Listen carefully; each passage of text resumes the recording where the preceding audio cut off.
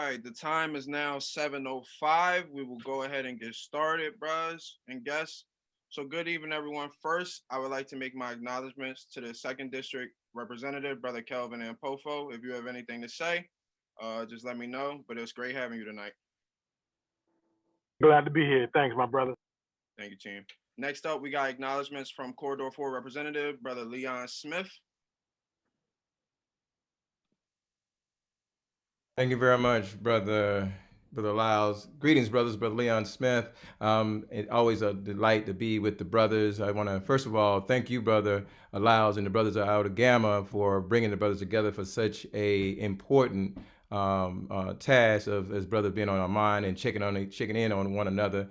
And secondly, on behalf of the 24 undergraduate and graduate chapters of Corridor 4, just want to bring you greetings and saying I hope all the brothers are faring well, considering the circumstances. And I want to just say condolences to everyone on here, because everyone on here knows someone directly or indirectly who has passed or maybe even in the hospital dealing with COVID. And my last message would be, brothers, that again, COVID is still here. And it's to take it serious, but to do things like this also in the middle of all that, to make sure we checking on one another for our physical, but also our mental health at the same time. Always a pleasure, my brothers, and I yield to you, Brother Bosphorus, at this time. Absolutely. Thank you, team. Next up, I'm sorry I didn't see you, Brother Gales. We got the first Vice District Representative, Brother Del Rico Gales. Greetings, brothers. Thank you for having me. Brothers, I'll be real brief and short because I'm driving. Hope everyone is doing well, and I'm looking forward to an outstanding program. Thanks, bro. Absolutely. And then we got acknowledgments coming from Iota Gamma Advisor and Delta Epsilon Bacillus, Brother Roy Johnson. Good evening, brothers. I'm excited about the program. Just looking forward to it, and thank you for allowing me to speak for a second. Thank you. Yep. And then lastly, we got acknowledgments from Deputy Corridor Representative, Brother Kenneth Moore. Good evening, brothers. Good to see each and every one of you this evening. And thank you, Brother Lyles, and your committee for putting together such an amazing week.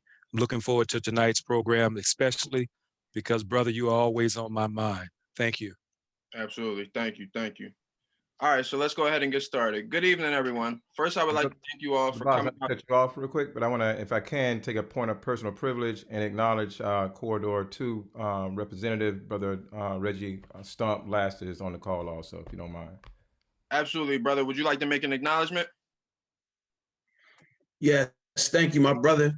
Good evening, my brothers. And I would just like to say that I am extremely privileged to have opportunity to get on here with you brothers today, and it does my heart good to see the young brothers taking the bull by the horn, so to speak, and moving this fraternity forward. So you are to be commended in your efforts, and I'm not going to belabor so we can move forward, because I'm excited to hear what you young brothers have to provide some oil for us this evening. So I appreciate it. Thanks for the opportunity, and I look forward to the program. Thank you, team. I appreciate that. All right. Good evening, everyone. First, I would like to thank you all for coming out to support Brother, You're on My Mind, a conversation around Black men and mental health, hosted by the Iota Gamma chapter of Omega Psi Phi Fraternity Incorporated. My name is Jared Lyles Solo, Spring 20, Bossless of the Iota Gamma chapter and 2nd District Vice Corridor 4 representative. I am a junior EOF student at the College of New Jersey, majoring in public health. Today, we have brought brothers from every state in the mighty 2nd District to have a discussion about the importance of encouraging Black men to take care of our mental health as a part of our commitment to live healthier lives, which is why we invited men of every age group to join us here tonight. Adult African Americans living in poverty, ages 15 to 24. Brother, You're on My Mind is an initiative of Omega Psi Phi Fraternity Incorporated, where we have partnered with the National Institute on Minority Health and Health Disparities to communicate the importance of seeking help for mental health programs and to encourage affected individuals to get information from their healthcare providers and others in order to obtain appropriate treatment. Locally, brothers are encouraged to reach out to different brothers every week to check in on their mental health and let them know that their brothers are only a phone call away, which has become even more important over the past year because of the COVID-19 pandemic. Our moderator for tonight's event will be Brother Dr. Curtis Collins. He is joined by our panelists of brothers representing Beta Chapter, Zeta Psi Chapter, Epsilon Sigma Chapter, and Psi Zeta Chapters from across the 2nd District, who will be introduced by Dr. Collins after his introduction. Dr. Curtis Collins is the building principal of the Trauma Informed Care LifeWorks School in Delaware County, Pennsylvania, serving students in grades 3rd to 12th. Prior to his tenure as the principal at LifeWorks, he was an assistant chief academic officer and principal for the Chester Community Charter Schools, administrator at Deverock's Institution, and special education teacher at the Northbridge Alternative School and North Penn School District. He holds an bachelor's in he holds an education degree in leadership with a concentration in designing trauma-informed care schools, master's degree in both special education, supervision, and educational leadership K through 12, and bachelor's degree in special education. As an alumnus from the University of Pennsylvania, he conducted his doctoral review research on helping schools and organizations understand and mitigate trauma's impact on children and adults. As a researcher and practitioner in the field of education, his work led him to designing a trauma-informed care professionally developed trauma manual. Curtis models the famous quote by Dr. Cornel West, "You can't lead the people if you don't love the people. You can't save the people if you don't serve the people." Through his leadership and professional development, he is excited to begin the healing process to help those impacted by adverse childhood experiences and psychological trauma. Without further ado, Brother Collins, the floor is yours. All righty. Good evening, brothers. How we doing today? All right, fantastic. First, I'd like to say, Brother Lyles, it is an honor and a pleasure to serve and also to serve the brothers this evening on a very pressing topic that we need to really focus on to save our lives. Before I get into my discussion, I want to introduce the young brothers, and I don't want to give too much spill on their backgrounds. I would like for them to kind of speak, because I believe in empowering our young brothers as well, where we look at them as equal, as fraternity brothers. First, I would like to introduce Jaquan. Could you share your study and also your university that you're at, and also your major? Well, good afternoon, good evening, bros, and good evening to everyone that's on this call today. I just want to say I appreciate everybody, and thank you for considering me today. My name is Jaquan Patrick. I am 3 Zeta Spring 18. I was a graduate from the University of Bridgeport, able to pledge to an intermediate chapter in Zeta Psi in Brooklyn, New York. Graduated with my business administration major and also a double minor in accounting as well. Very good. Thank you. And Brother Marvin, can you introduce yourself? Greetings, brothers. How y'all doing? My name is Marvin. I'm Marvin, 7-tail dog, E620. I Bowie State Qs. Currently, I'm a sports management major, broadcast journalism. I'm a senior. I plan on graduating, open up my own rec center. Very good. Thank you. And Brother Greg from Beta. Good evening, brothers. How y'all doing? I want to thank you all for coming out to this event. I want to thank Jared for inviting me to be a panelist. I'm a junior at Lincoln University, bossless, a Beta chapter, 5 Beta Spring 20, aspiring to go to law school after I graduate. And once again, I just want to thank Jared for considering me to be a panelist on this event, and I'm looking forward to the conversation we get ready to have. Very good. Thank you. And then Brother Lamont, can you introduce yourself? Good evening, bros. Lamont Watson, A-Star Spring 20 Psi Zeta. I'm a recent graduate at University of Delaware, business management major, currently in school to get my MBA right now at the University of Delaware as well. I'm excited to, have this program and excited to learn as well. Thank you. Very good. Thank you. And then last but not least, we have our host, Brother Jared will be also part of our panel. I would like to first start off just by a moment of silence for a couple of seconds, and then also open it up with a prayer. So let's take a moment of silence for the family members, the brothers that we have lost in this trying time of this pandemic.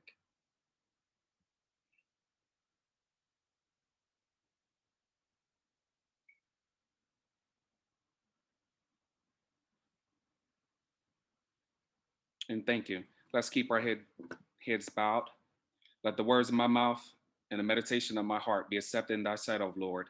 Thank you. Thank you for this wonderful opportunity. We will strengthen each other, Lord. Give us the energy, give us the mental focus to be the leaders amongst our community. Let us not only be heroes in the workplace, but also be supermen inside our homes and also uplift our brothers as we climb. We thank you, Lord. Let us also bless the brothers and also the family members that are on the road traveling, and also those that are in the hospital right now. With your grace, they will pull through. In Christ's name, amen. Amen. All right, brother. Thank you. I'm going to first start off. I want to be able to kind of share some statistics and then go over some key points that will open up and lead us for our discussion.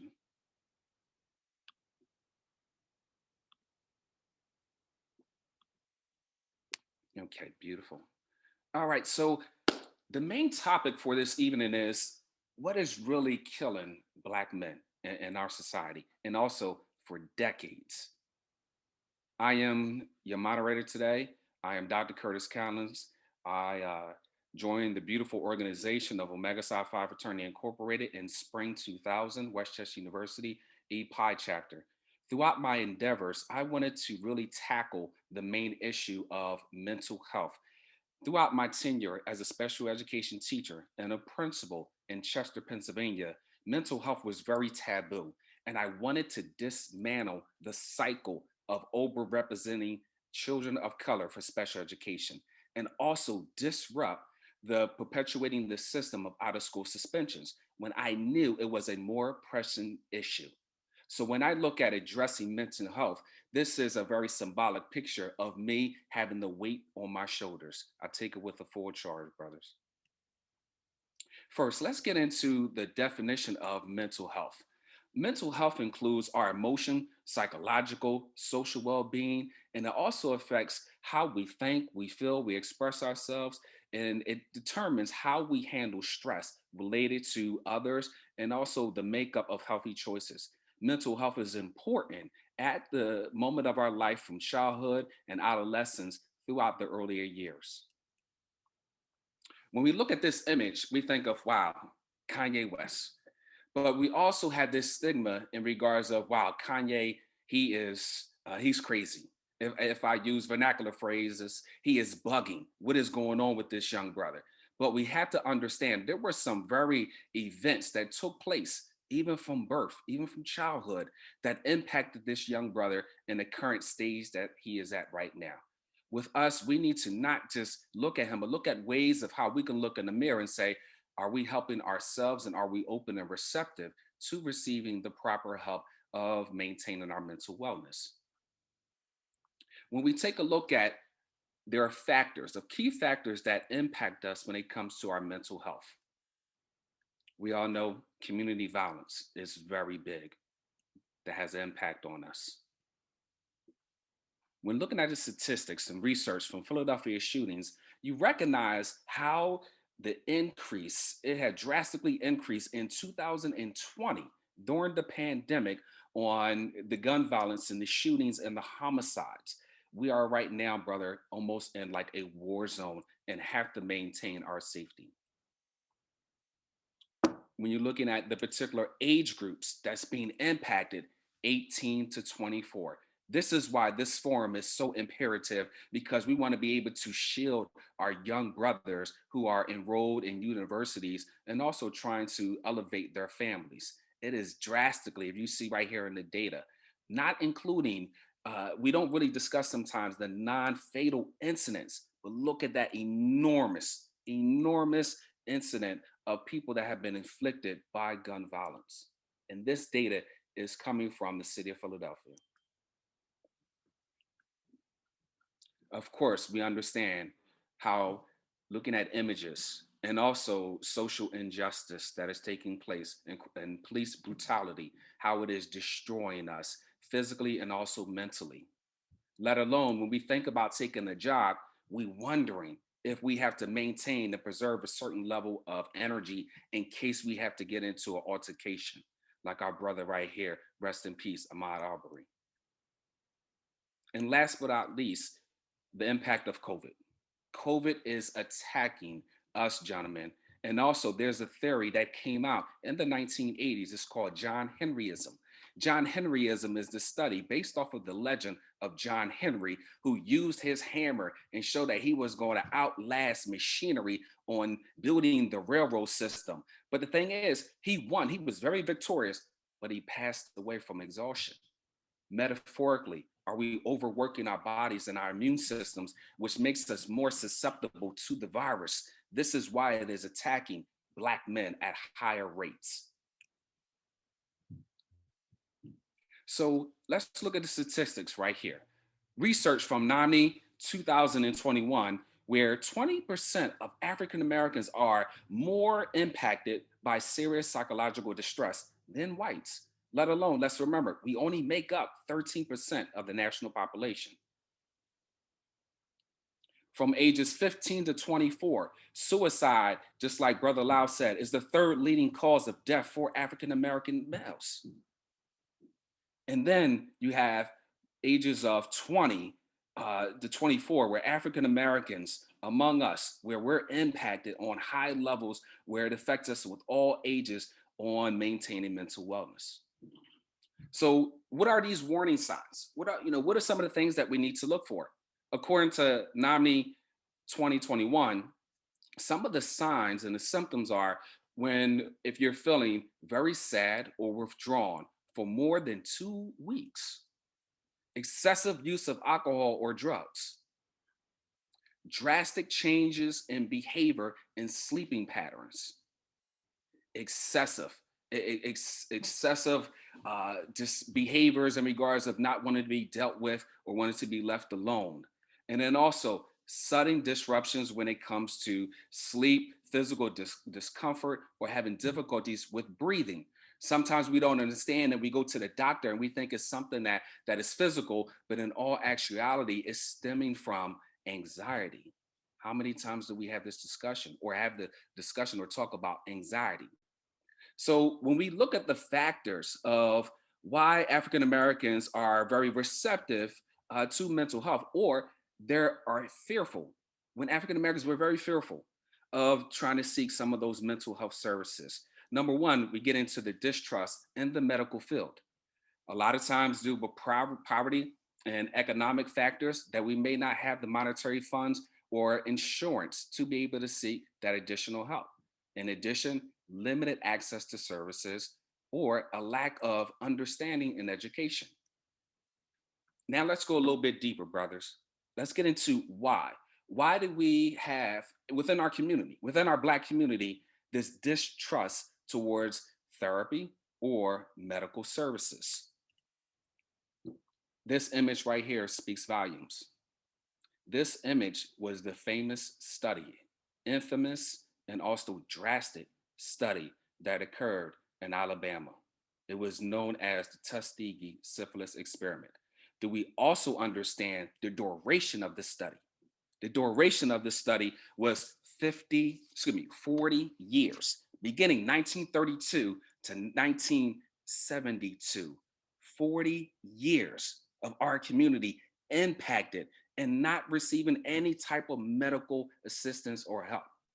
When I did research at the University of Pennsylvania and I went a little bit deeper, I was profound, but I would say I was profound, but I was not shocked to understand or to learn that there was an individual at the university in history that conducted this study right here.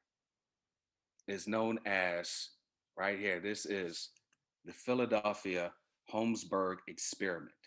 Our brothers that are from the city of Philadelphia are very familiar with Philadelphia. This prison is located in Northeast Philadelphia. It is closed right now, but you also had numerous experiments that occurred dealing with dermatology study and where they used different samples to inflict almost a pain onto African-American males on their skin, which caused a lot of internal and mental stress, and it transferred over into the homes and later on. So this evening, I have 3 posing questions for the panel. First, I would like to start off, and I will stop sharing my screen, but I want to ask the panel, first question. When it comes to your experiences within your community, our community, can you describe and explain your experiences with mental illness and wellness. So let me see if I can stop right now and be able to open it up to the panel.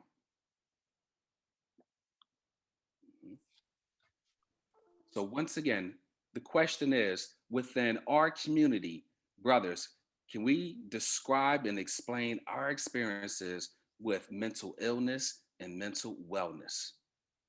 And Brother Gerald, would you like to first start off or take a stab at it? Now go ahead, OB. Oh no, I was just going to tell you my experience with mental illness is a little different. I grew up in Baltimore, Maryland, so it's a little different for me. I got adopted at 12 years old with my twin sister. I've been to don't get me wrong, I've been to like 6 group homes. I lived on the streets, and I feel like when I tell other people my experience, they feel like, oh, that's normal, and they tell me to just deal with it. Find something else, like go pick up a football or go dribble a basketball. And I feel like most of the time, in my experience, is pushed to the side. I can't find nobody to honestly talk to. I don't know who to talk to. You know, I can talk to my uncle, but he's just gonna be like, man up, toughen up. I got other things to do. And that's no knock to him. Like, I understand what he got going on because he had a lot on his plate as well. But I think the thing is, we just need to find a way to like not cope, but like figure out how to really open up to each other. Because I feel like most of the time when we talk about mental health, people see it as embarrassing moments. I feel as though like people need to embrace it and we pick each other up instead of putting each other down. Like, I mean, I ain't gonna get emotional about it, but I just want people to understand like we do need each other. Absolutely. Thank you for sharing, Brother Lyles. Just to add something to just the panelists' different answers, like this is definitely the time to speak. Like as you said, they'll just tell you to get over it, whoever you go talk to. That's not healthy, and that's not going to help you progress in life. That's just going to keep your emotions bottled up, and then you're just going to explode. And then that's how we end up in the prison system, because all the built up anger that we're experiencing throughout our lifetime, we just wind up exploding, and it only takes that one time. But I just wanted to add that. I'll let the other panelists answer. I'll definitely love to add on. Once again, I'm Jaquan.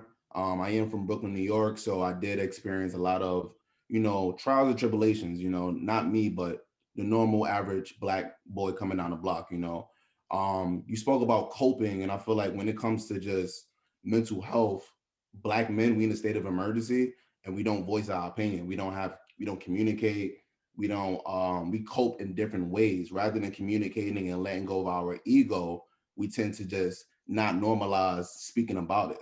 And I think that when it comes to just society today, we do need to normalize therapy. We do need to normalize speaking even with your friends about it, having mental check-ins, positive affirmations. So when it comes to just mental wellness, for me, growing up, I was able to be around support system.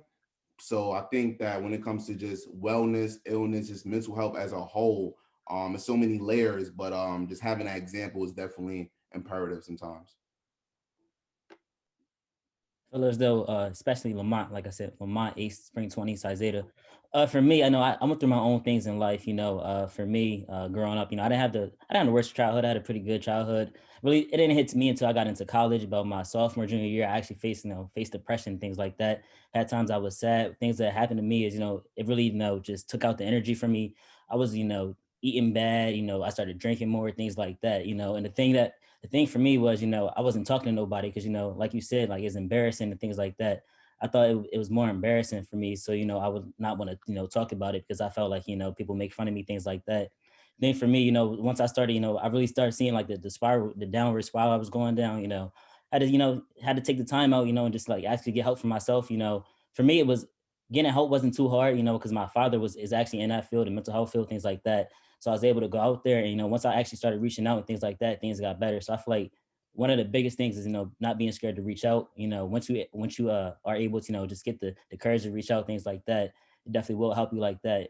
You don't have to worry about everybody else's opinion because the biggest thing is making sure, your mental health is right within yourself. That's definitely the biggest thing. Something I definitely had to take the time to learn. Once I learned that, things didn't say they didn't get easy right away, but it definitely, started to get better, as time went on.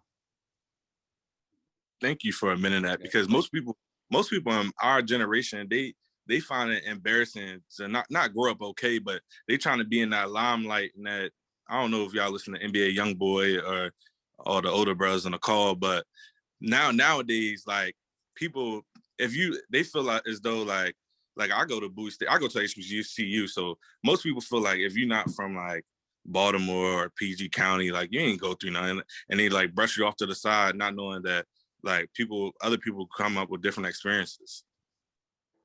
That's true. You know, I had to take the time to see that. You know, I know my experience, you know, it may not be as difficult as yours as everybody else's, yours, somebody else's, but you know, at the same time, I'm facing my own things. You know, and just because you think it's not as bad, you know, it's still difficult for everybody else. But how do we handle where, let's get to the why as well, where that was a coping strategy to develop this catalyst or a catalyst, I'll say. That was sort of like, you have to be tough. You have to suck that up because you have to survive in a society, and you have to be that protector in your household. So how do we get into a state where we can become vulnerable, and what does that look like? Oh, brother Laster may have something to add. He just raised his hand in the chat. Yes. So as I hear the young brothers talking, and even you know, just kind of taking in what they're saying, one of the things that that I've had to deal with, especially in my profession, is, you know, the stress, not bringing the stressors in from the outside into your personal life, and getting into that spiral, that downward spiral that Brother Watson was talking about. And Brother Curtis, you could probably speak more to this. One of the things that I have found helpful is being able to have that honest, in the mirror talk with myself, and recognize that, you know what, you got a lot of stuff going on. So because of that, you need to slow down and take inventory of your mental space that you're in, and find those healthy things that you can, you know, focus on, so that you don't start, you know, self-medicating and getting into situations that can lead to other issues. So, you know, would be interested to hear about some strategies that we may be able to help the young brothers with regards to doing that. I know that has, for me personally, been a thing that I've utilized, which is, you know, trying to find some healthy things that you can get into in order to kind of, you know, work off that stress in a way that doesn't cause you to end up, you know, self-medicating through drugs and alcohol to the point where you now have an addiction issue. Well, just to piggyback what you're saying, brother, just want to start off saying that your action is your responsibility. And like when you look at just people of African descent, you know, mental health is a huge issue. And I think one of the ways that we can come to a resolution is focusing on self, you know, self-mastery, you know, being able to focus on yourself first and being able to expand and teach others after that. You know, that's like the example of a leader, like focus on yourself first, and then after that, be able to expand, you know, have these mental check-ins, like what you were saying, piggybacking on going in the mirror and, you know, telling yourself these positive affirmations, giving yourself that confidence, you know, to be able to change and spark that next person, you know, and it takes that, you know, that initiative, you know, it takes those daily goals, you know, delayed gratification, you know, different ways of coping rather than, you know, the normalized society of just drugs or whatever it is. Everybody is human. They have their own thing, but, you know, there's different ways to go about it. And also too, like we speaking about just everything. I have a little brother as well. And, you know, he's the future, you know, and, you know, us being brothers of Omega Psi Phi, you know, we always building that machine, you know. It's best to always, you know, instill that same daily habits that you're doing for yourself into the future as well. You know what I'm saying? These young kids, you got to be the example for them, because at the end of the day, they need example and they need a voice, you know. And just like what you were saying earlier, where your uncle was saying, you know, you got to toughen that up. That's not the way out. You know, you got to communicate, you know, and maybe if he'd have been like, maybe you could seek therapy, or you want to talk about it, or what are ways you're able to build in with your mental sanity? What are considered steps you've been doing to change your normal routine? That's the questions that need to be asked on the daily. So I just feel like really quick, just, being openly communicative is really important. I think, how you doing, bros? My name is Brandon Watts, Phi Gamma Spring 04. I think that we as men, when we start to feel stressed, we go to the easy coping mechanisms, which is drugs, alcohol, porn, messing with all types of women and stuff. Instead of doing what we're doing right now and just talking about it amongst like a safe place with your brothers. Affirmations is one. So writing affirmations about yourself, I think, is a great tool. And then walking around with the attitude of gratitude. When you feel stress and you feel too much stress and it turns into anxiety and you start to think too much, you forget all the small wins that you have throughout the day. So I would highly encourage, because I'm practicing this myself, is looking for small things that made me happy that day. And I share it with another 04 bro out here in Dallas. And we text each other every morning of 3 things that we're grateful for that happened the day before, which helps you change your lens throughout your day, because now you're looking for very small things like, you know what, that really made me feel good. And it doesn't make you soft or less of a man to express these types of emotions, which we have been taught just as Black people, like to toughen up or not to see this side of the world. And, just to keep dealing with life as it happens and just keep pushing. But we at our breaking point now. Like there are plenty of gentlemen just making really bad decisions. And I think because they don't have an outlet such as this one. So this is also a great opportunity for us to just let out what's been bothering us. Can I add to something, kind of piggyback off of what Brandon Watts said? Melvin, I'm a community specialist for WAR, Philadelphia Center Against Sexual Violence. So I work with men who've been impacted by sexual violence. But for me, toxic masculinity plays a major role in the behavior that shows up in Black communities. We have narratives that have been defined for us with regard to roles, what a man is or what a man isn't. And so we describe if we're being honest with ourselves, we have collectively subscribed to those things and perpetuated those behaviors within our own communities. I mean, we teach our sons early on to disconnect from their own emotions. Don't cry, man up, toughen up, all these things. And they're disconnecting as early as 4 or 5 years old. So imagine how that plays out the older they get. We don't create spaces or give them room to even be vulnerable.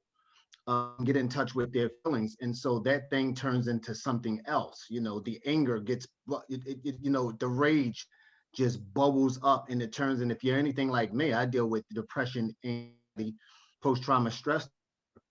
So I'm working day out. So I try to create safe spaces where men can be vulnerable and give them permission to cry, whatever that thing is that they need to get out.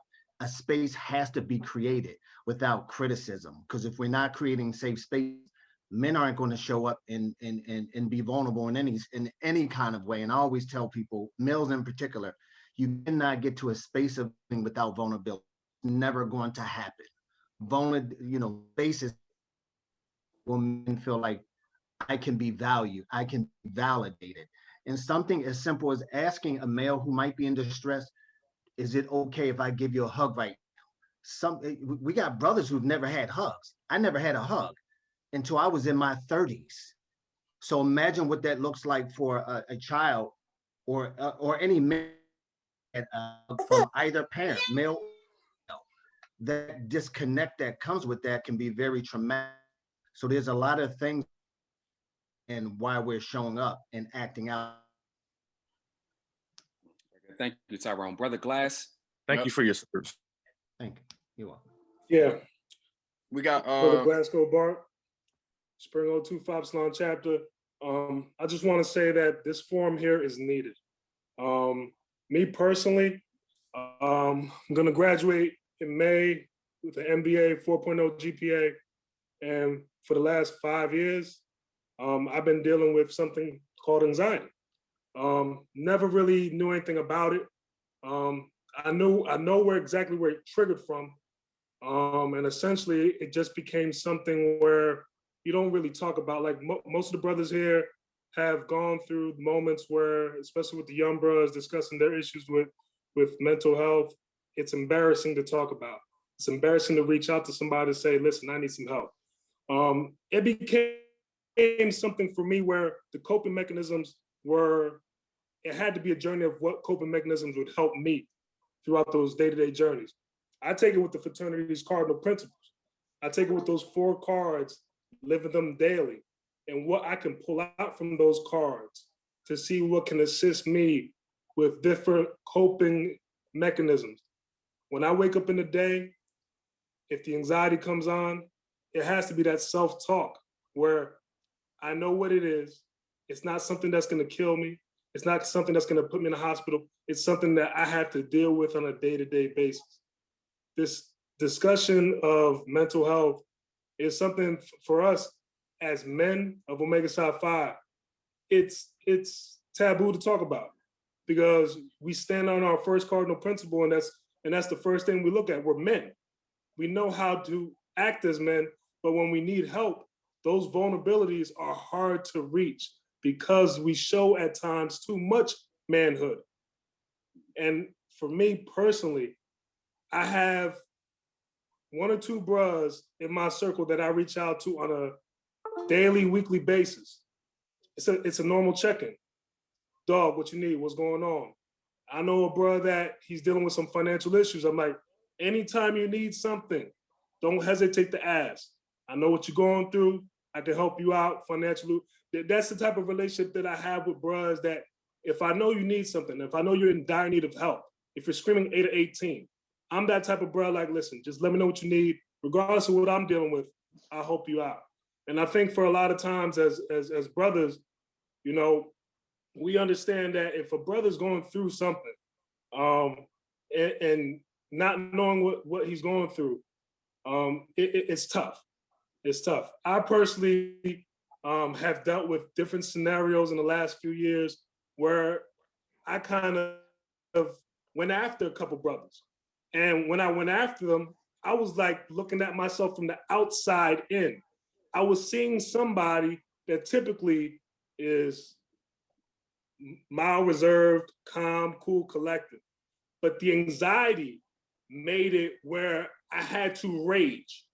And I was raging at a point where I didn't recognize who I was. And it took some time to understand that I asked for help. I did get a chance to go seek out therapy. And it was one of those things, again, it's embarrassing. You don't want to talk about you're going to therapy. But ultimately, the therapy doesn't have to be where you're talking to someone that's a professional. The therapy could be, I'm in the backyard grilling and I got a couple brothers coming through. That's the therapy right there. The therapy could be reading a book. The therapy could be working out. The therapy could be running 4 or 5 miles and listening to words of affirmations through a YouTube channel to understand how to go through those day-to-days. Your therapy doesn't have to be something where it's someone that's taking notes and they're gonna jot down, oh, you're this type of person, you're that type of person, or you have these type of traumatic issues that you need to work through. Your therapy is gonna be your personal to-do list of what is gonna make you feel better on a day-to-day basis. I never knew anything before I turned 35, never knew anything about anxiety.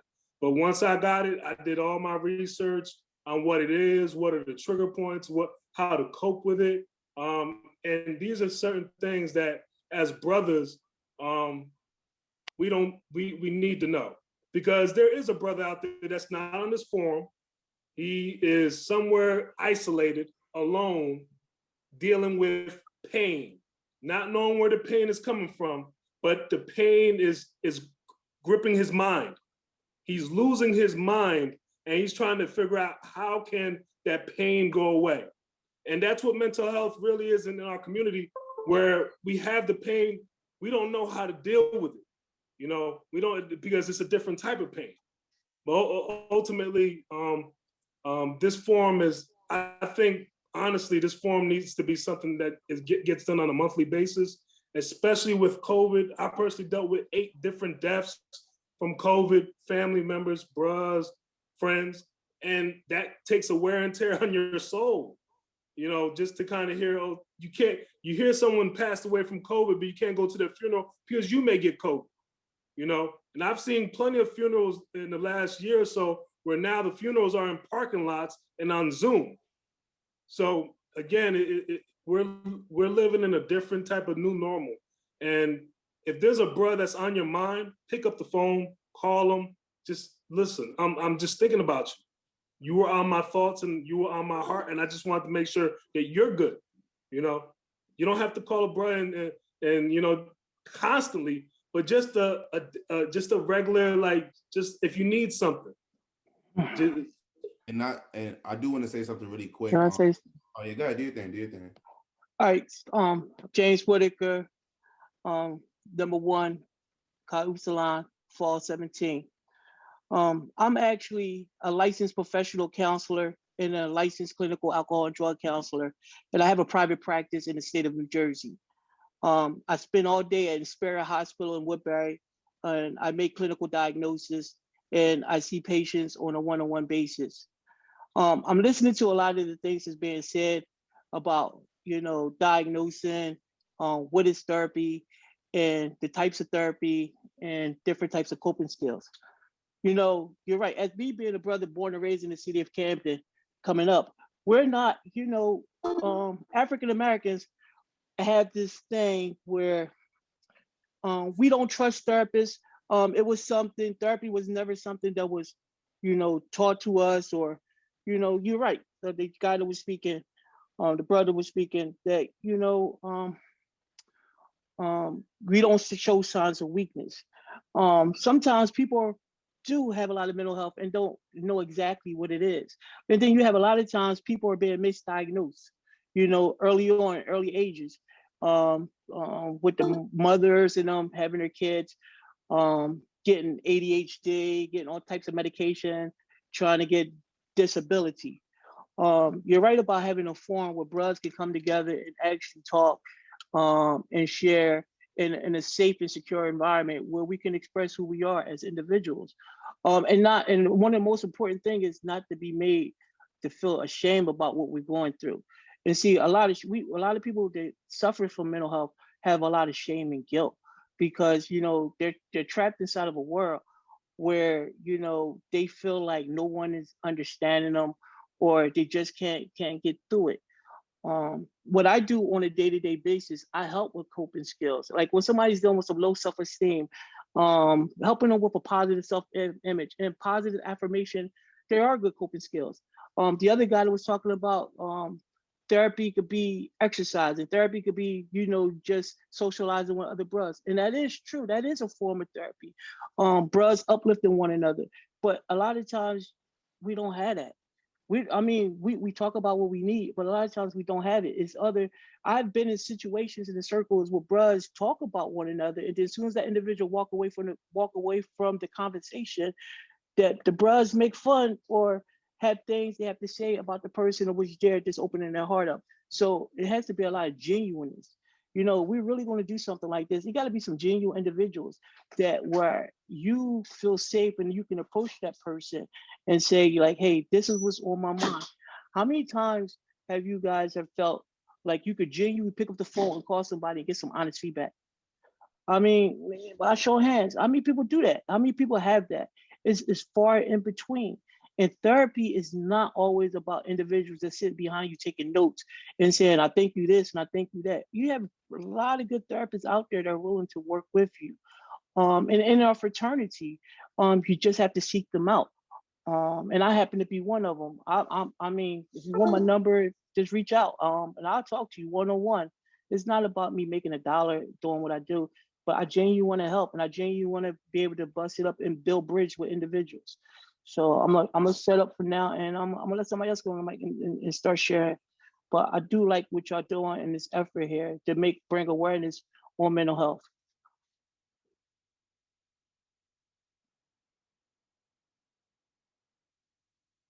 I just wanted to add really quick also with the positive affirmations. There's other ways as well. I think Black men are, we need to normalize journaling. There's nothing wrong with jotting down Right. certain thoughts and, being expressive and writing it on paper. And I don't know if guys heard about the compound effect, but the small things lead into a bigger picture. So taking those days and writing little things about yourself, like what's the highlight of your day, like you said earlier, smaller wins throughout the day, either small or big, so just congratulating the victory that you have throughout the day, because being blessed to even be here during these times is just a blessing. So just journals and whatever you can do. Brother Patrick, I Can had, I- I had some, Yeah, I had let something me regarding your journaling. Can you hear me? that one point, Brother Glasgow. Thank you. I do want to acknowledge Brother Leon here, our second corridor rep. Welcome, good brother. And I do want to give an opportunity for our other panelists, which is Greg. Greg, you still there, good brother? Could you give us just, your insight, your experiences, just as an undergrad, when it goes, when we talk about mental health and mental wellness. So, Brother Greg, you still there? Yeah, bro, I'm still here. It's just that so many brothers had wanted to share their experiences, which is fine, And there's a couple of brothers who shared that I wanted to capitalize on their points, going back more so to the beginning of the presentation. But just saying that how our other panelists introduced themselves, talked about how they came up. Most of my experiences with mental health have just been where so people don't really communicate. There isn't really like an open line of communication, and that build up that everyone's talking about, it reaches. So that's really just my experience with mental health and things like that. And I wanted to say, like, when you have a figure like I know my LB Mar was talking about his uncle and things like that. Like when you have maybe like a father, we don't fault them for that. That's just how they came up, how they were raised to not really communicate more so. So it's just like you need to find more open lines of communication. You need to reach out and just find the brothers around you, especially when you're in a call with a bunch of good brothers like this. You want to reach out and try to build those bridges. And I found that the best way to cope with things like that is a support group. People who talk about good things, affirmations and things like that, just surround you with better energy. So you're not stuck in that bubble or that world that you were talking about. But thank you for giving me the opportunity to speak. Very good. Thank you. And then we have one more, one individual, bro, got his hand up. And then we're going to go to our final question, due being sensitive of time. But we're very blessed for Brother Lyles to say, you know what? And this is true.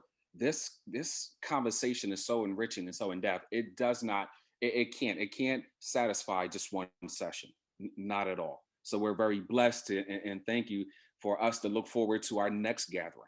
But I want to pass it over to our one brother who has his hand raised. I wanted to make a comment. Mod Hotep, Justice and Peace. This is Brother Aula, 42878 Iota Gamma.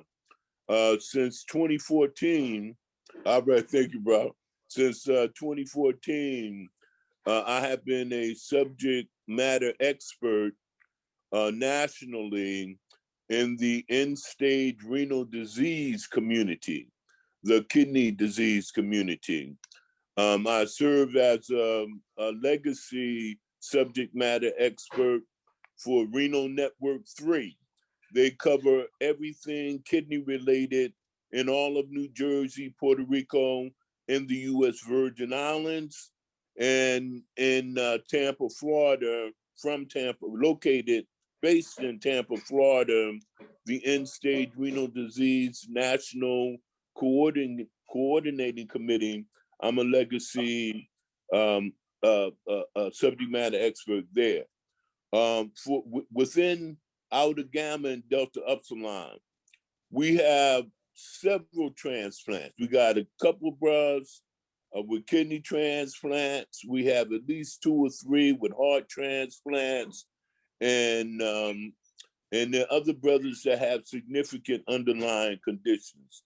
I know for me, myself, when I was on dialysis before getting my kidney transplant, I would often feel abandoned. I was extremely active in Delta Upsilon as a social action person for more than 50 years in the community. And all of a sudden I'm laid on my back, connected to a machine, 4 hours and 45 minutes a day, 3 days a week. And those calls that I got from brothers, they made all the difference in the world in my day.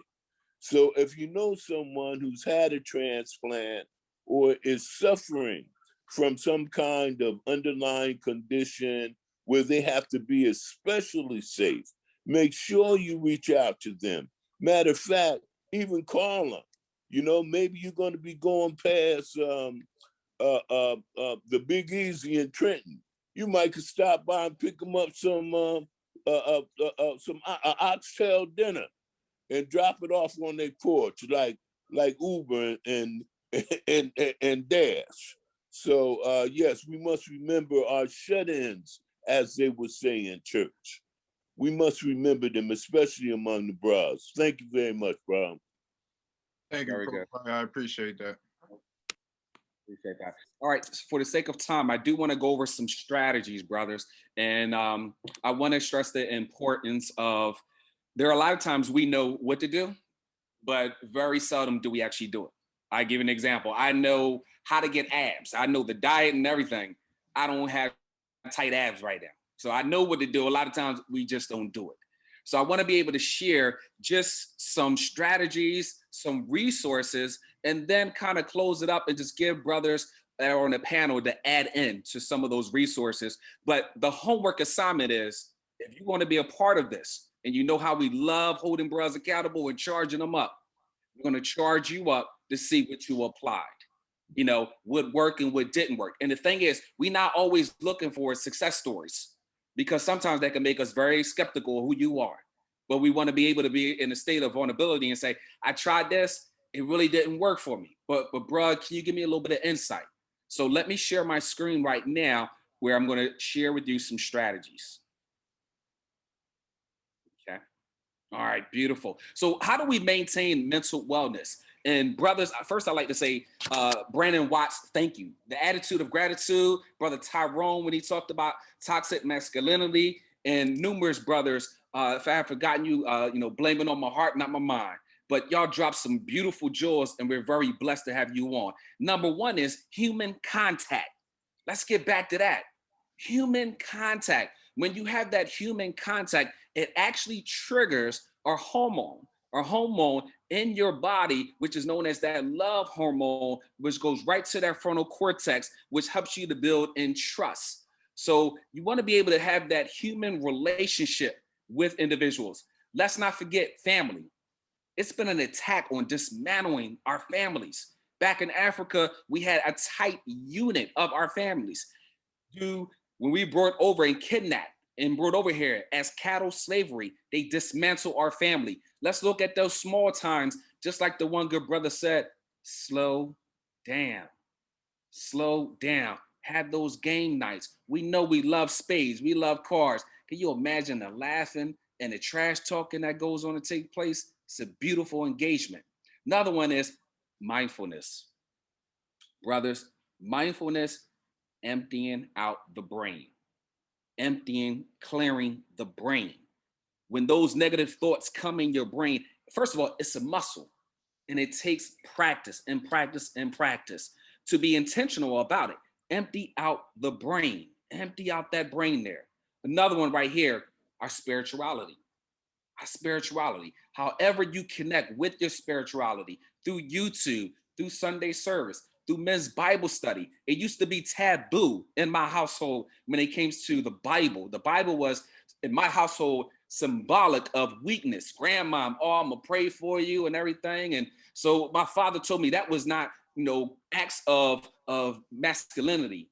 Where I went to Enon in Philadelphia, and they were sharing and breaking down the Bible, and just to be around, once again, that human experience, other brothers, that I've learned a plethora of information. Another key point, we mentioned exercising.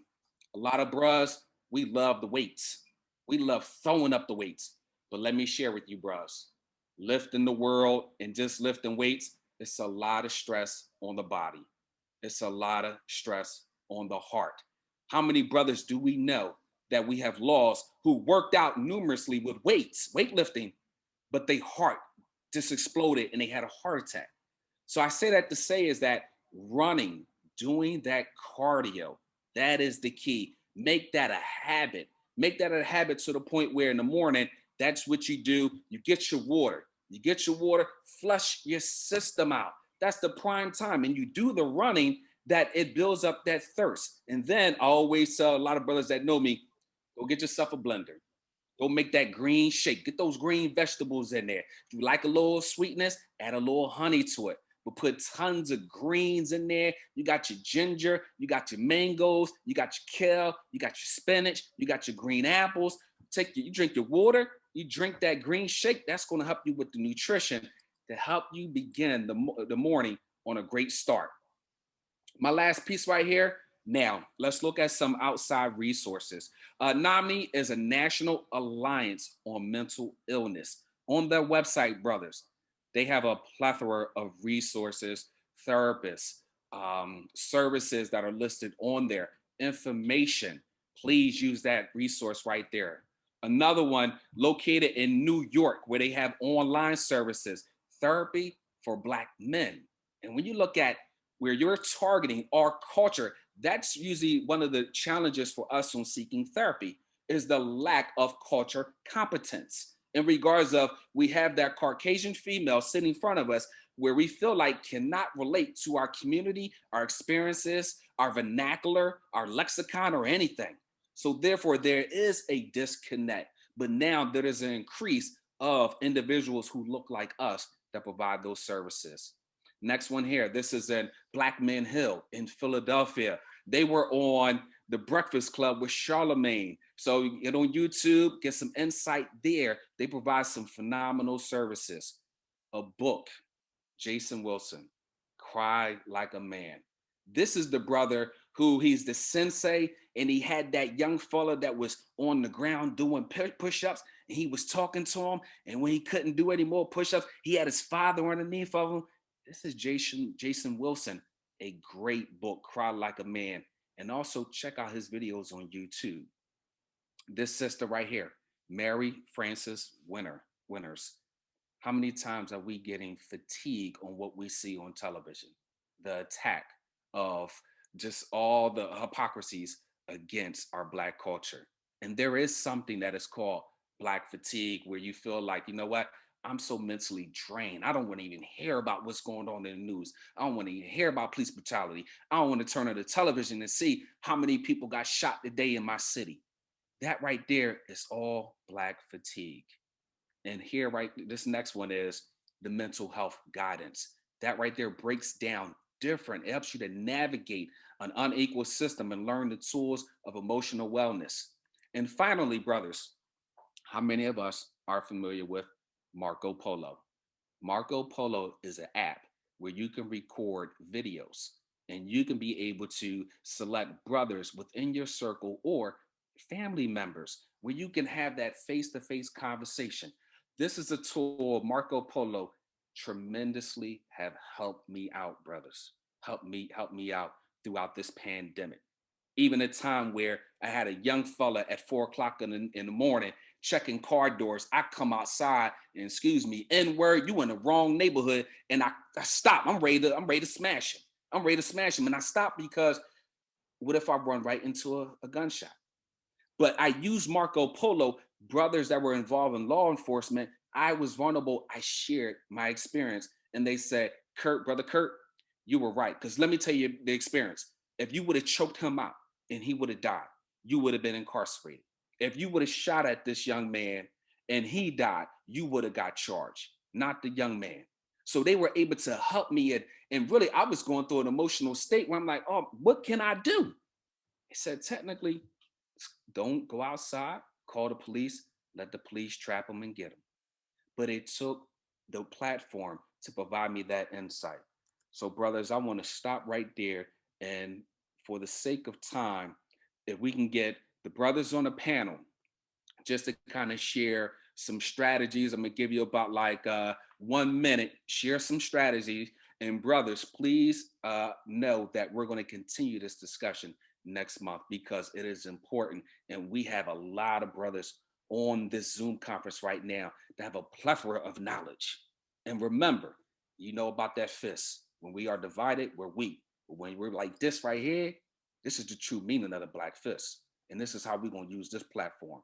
So my question to the panel, these young brothers that are here, can you share with us in 1 minute a couple of strategies that you have learned and you're aware about, or some resources when it comes to therapy? I can start off really quick. My name is Jaquan Patrick. Once again, you spoke about human contact.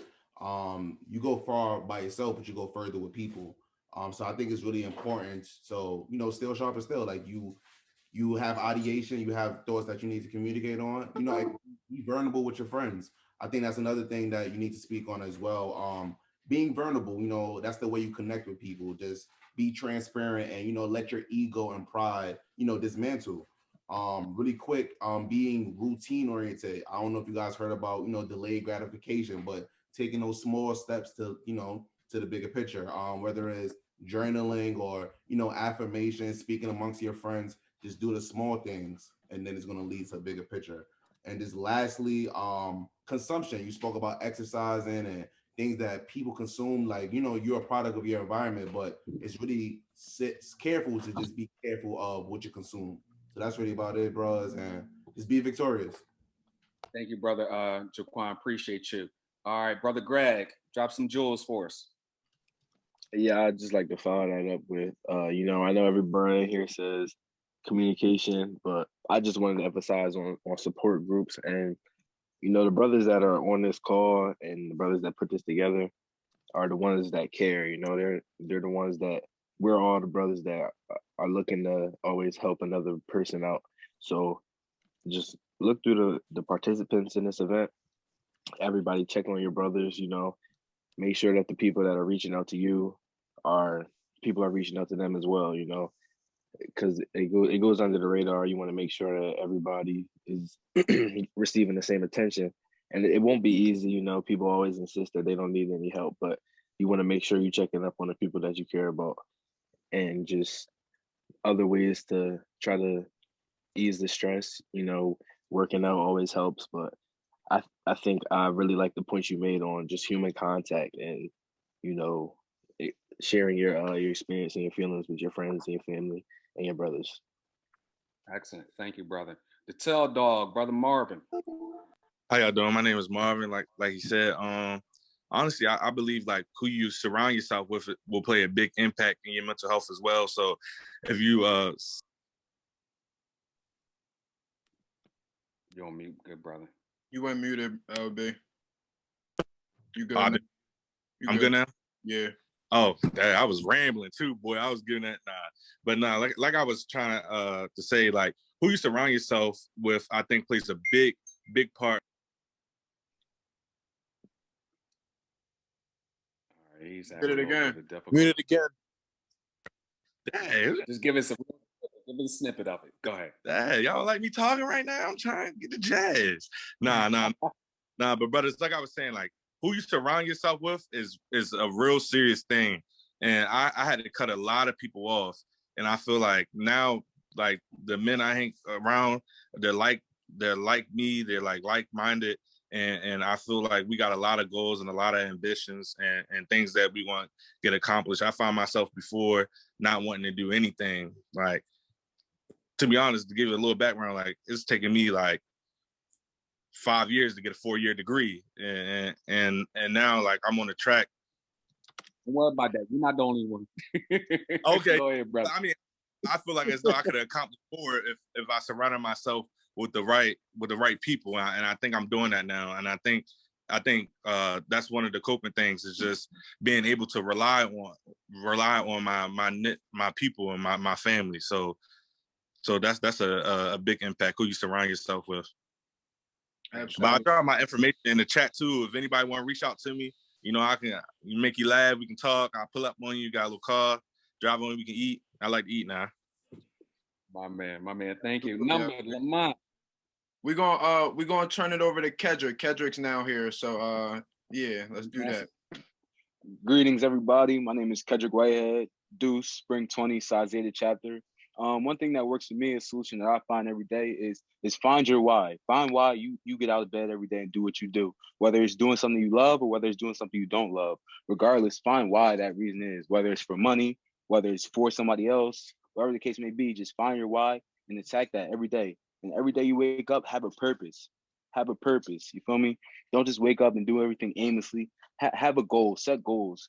Those are two things that help me get out of bed every day, is having a goal and getting up and finding a way to do it for somebody I love. Everything I do, I play football. I get up every day. Some days I don't want to work out. Some days I don't want to go on that run. But I know my mom needs it. My mom needs everything I do. My mom needs me to be on full scholarship so she doesn't have to pay for my tuition. School is $30,000, $40,000. Find your why. That's my why. That's why I get out of bed every day and go hard. Find whatever you need to do, whether it's somebody you love, whether it's money, like I said, whatever the case may be, find your why and attack that why hard every single day. That's my solution. That's what I got. Absolutely, absolutely. And if y'all don't know that bruh is league bound. So you feel me? That's my good LB. That's a good bruh. Very good, very good. And Lyles, we'll have you last, but let's, brothers, real quickly, for the sake of time, we have just two questions we want to get to, or two hands that are raised. So let's get to those two brothers. Please be mindful of the time, where just 1 minute. You got 1 minute. So go ahead, Brother Lyles. You can let those two brothers have their hands raised. We're definitely we'll go with Brother Ampofo first. Okay. I just simply want to say this has simply been amazing. This has simply been powerful.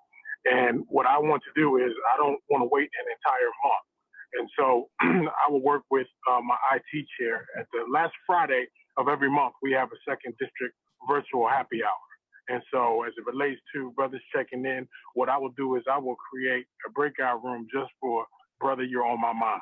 And so you will see a link available for this Friday, the second district happy hour. And then we can continue this exact same platform, the exact same presenters. If you guys are, I know it's short notice, but if that's, I will make that available. So Brother Lyles, we can talk afterwards and you can let me know. But this has been great. Thank you so much, my brother. Great job. Phenomenal job. Absolutely. Thank you. I'll definitely be in contact with you. And I just wanted to let you know I got the pen. It's beautiful. Yeah. And the last one, Don Russell, Brother Don Russell. Bros, Don Russell, 515 Pi. This program, I feel like is very beneficial to us because ultimately mental health is something very serious. I know we press for time, so I'll share something real quickly. I recently went through a divorce, and it put me in a very, very dark place. And if it wasn't for my chapter bros and my dear friends, I don't really know where I would have been. You know what I mean? And it's something that really makes you appreciate these letters that we wear and represent. And it's one of those things where friendship is truly essential to the soul. And I appreciate this program. I'm in a much better place now, and it's partly due to me, one, sharing with my chapter bros, and two, with them just giving me a lot of just time and just love. You know what I mean? So I just appreciate it. So well put together forum, bros. Well done. Very good. Thank you so much. And one last statement, I want to pass it over to Brother Lyles for a closing. Brothers, this is the magnitude of this is very powerful. Thank you. Thank you for your attendance, your presence, your insight, and then also our brothers who have lived this every day, in addition to our brothers that are actually in the battlefield, like James Whitaker. Thank you, brother. You walk with the shield of faith, and we thank you for dropping that knowledge on us. And also other brothers, continue. Let's be united, and also let's walk with the strength that we have embedded in us. Brother Lyles, want to close us? Absolutely, absolutely. So first, I just wanted to thank all the brothers for coming out and inviting all the other young Black men to come out. I believe we had about 10 people on the call that weren't bros. So just to pull that is phenomenal. Additionally, seeing the impact that this program really has on the bros throughout the district, I will definitely be hosting another one, like Brother Second District Representative said, very soon. So I'll be putting that link out there. But I just wanted to thank my moderator, Epsilon Pi chapter. I want to thank Beta chapter, Psi Zeta, Zeta Psi, Epsilon Sigma, and we'll definitely be doing this again. And I want to thank all the brothers for coming. Excellent. And could you honor us and close us out in a prayer? Absolutely. Please bow, everybody, please bow your heads. Lord Jesus, I just want to thank you for bringing the brothers together to just discuss mental health and places that we are lacking, and for Brother Curtis to provide us the resources and also tips and tricks in how to manage our Black mental health. Additionally, I just want to pray for the panelists and all the brothers on the call and all their endeavors in life. And I just hope the brothers stay safe. I hope the brothers' family stay safe, and to many more. Amen. Amen. Amen. All right, brothers. Thank you. Y'all have a great evening. Take care.